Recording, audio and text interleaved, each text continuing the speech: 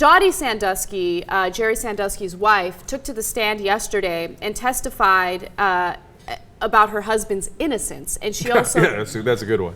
Yeah. And she also alleged that she had never heard anything happening in their basement. Of course, victim number 9 testified. They're not identifying these victims. And he said that he was basically living in their basement for months. And he would go down there and allegedly rape him and sexually assault him and molest him.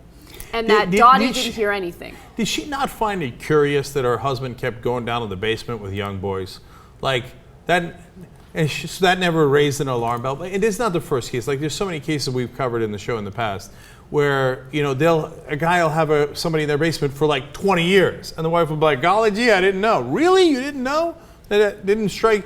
And so I don't believe a word of what she says. I don't believe a word of... Actually, I do believe some of the things Jerry Sandusky says because he says the most outrageous things, right?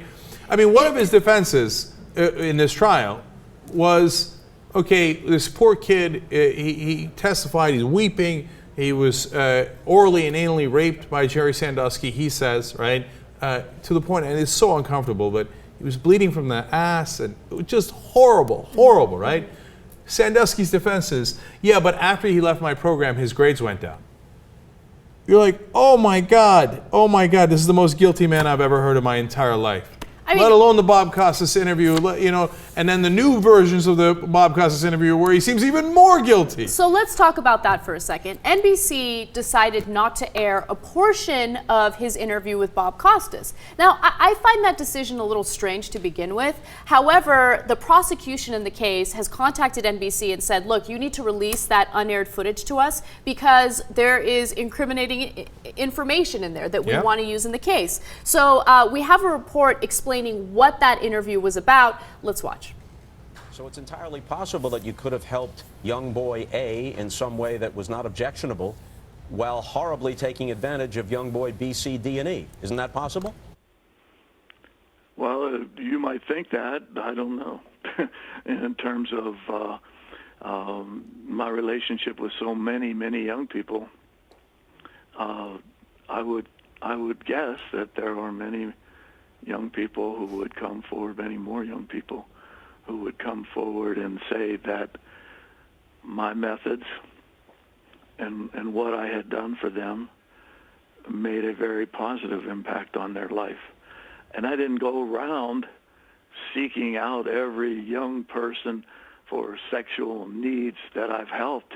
There are many that I hardly had any contact with, who I have helped in many ways. The guiltiest man in America. My God, basically his defense is, well, I didn't rape all the young boys. Yeah. Wow. God, is the most devastatingly guilty person I've ever seen in my life. Why wouldn't NBC air that? I mean, that's what's really strange. Yeah, what they aired was definitely questionable to begin with, like in terms of Sandusky's defense. Right. But this, I feel like, is almost an admission. Like, like as you said, I didn't rape all of them. That is incredibly strange that NBC didn't air that, because that is so damning and would have made huge news. It's absolutely weird. But boy, this guy, I hope he goes away for, well, literally forever, because no one deserves it more than he does.